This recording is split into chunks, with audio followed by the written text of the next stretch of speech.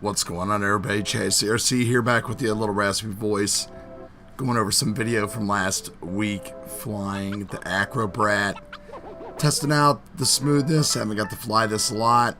Tune still needs a little bit of work. Trying to decide if I like a little heavier brat or a little lighter brat.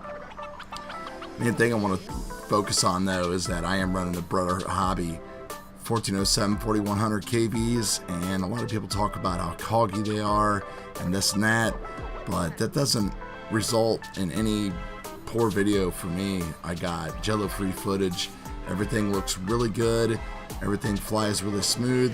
Would like to have a little bit more power, but it's kind of like the way it is with these small micro drones.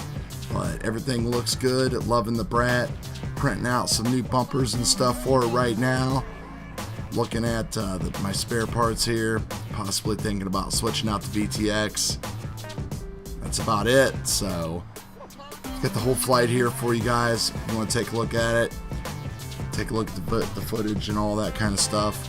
Got a complete build playlist right here you can take a look at. We'll see you guys later.